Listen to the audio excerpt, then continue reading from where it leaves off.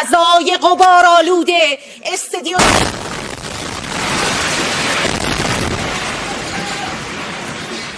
Breaking news! Nagbabala si Trump na kailangan nang mag-evacuate ang mga tao sa Tehran. Isa itong makapanginig laman na mensahe ng presidente ng Amerika.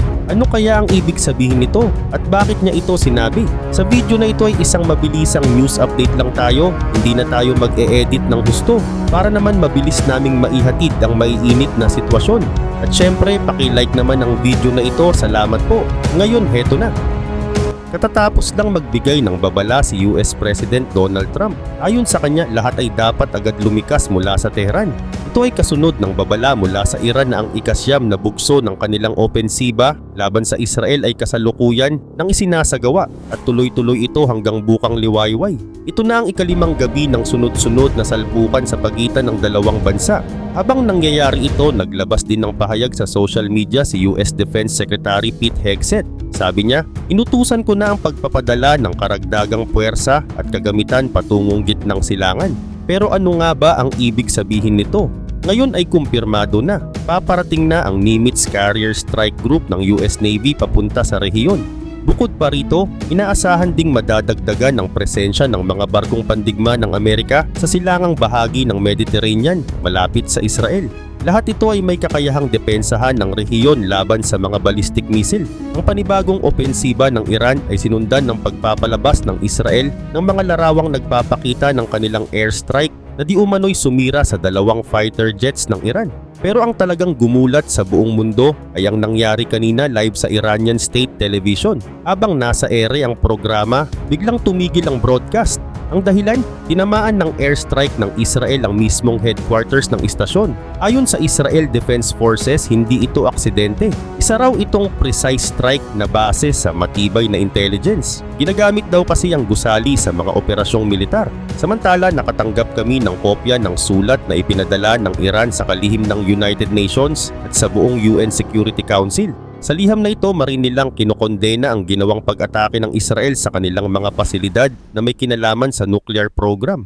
Hinihiling din ng Iran sa UN na papanaguti ng Israel at pati na rin ang mga kasabwat nito. Ang salitang kasabwat ay malinaw na patama sa Estados Unidos na kilalang kakampi ng Israel. Ngunit ayon sa ilang source mula sa CNN, kahit suporta ng US ang Israel, may ilang bagay pa rin silang hindi napagkakasunduan. Isa na rito ang planong pagpaslang sa pinakamataas na leader ng Iran. Sinasabing tutol si President Trump sa ideyang ito. Pero si Israeli Prime Minister Benjamin Netanyahu ayaw raw itong tanggalin sa opsyon.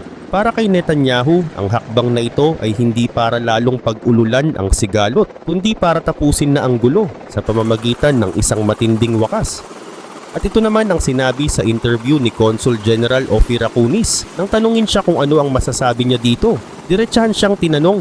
Ayon kay President Donald Trump, dapat nang lumikas ang lahat mula Tehran. Sa palagay niyo ba tama siya? Ito ang sagot ng konsul.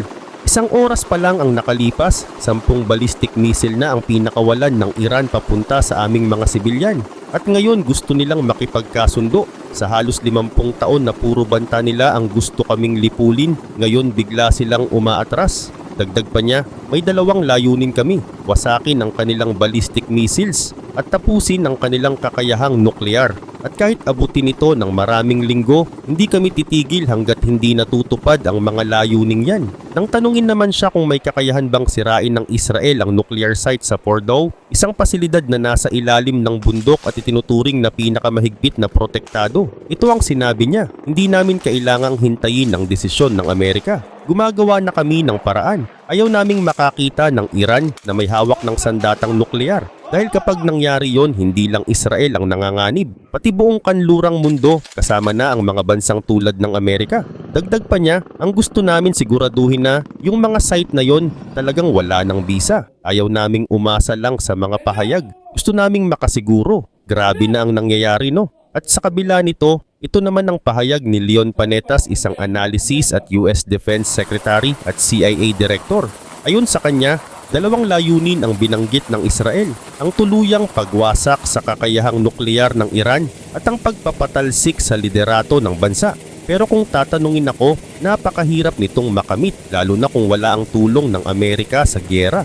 Ipinaliwanag niya na ang mga pasilidad na tulad ng Fordo ay nakabaon ng malalim sa lupa. Isang istrukturang kayang sirain lamang ng mga bunker buster bombs na tanging Amerika lang ang may kakayahang gamitin. Kung si Israel lang ang kikilos, imposible nilang sirain ang buong kakayahang nuklear ng Iran. Dagdag ni Panetta. Tungkol naman sa panukala na patayin si Ayatollah Khamenei, sinabi ni Prime Minister Netanyahu na hindi raw ito magpapalala ng gulo, kundi magtatapos dito. Ngunit hindi sang-ayon si Panetta. Hindi ganun kasimple. Kahit mawala si Khamenei, may mga hardline commander pa ring papalit. Malalim ang ugat ng sistema sa Iran. Hindi yan mababago sa isang tama lang ng misil. Aniya, habang patuloy ang pag-atake ng Israel, lalo lamang nitong pinapalakas ang damdaming makabansa ng mga Iranian. Kapag nakikita ng mga tao sa Iran na binobomba sila, ang unang reaksyon nila ay ipagtanggol ang kanilang bayan, hindi ang pabagsakin ng kanilang gobyerno.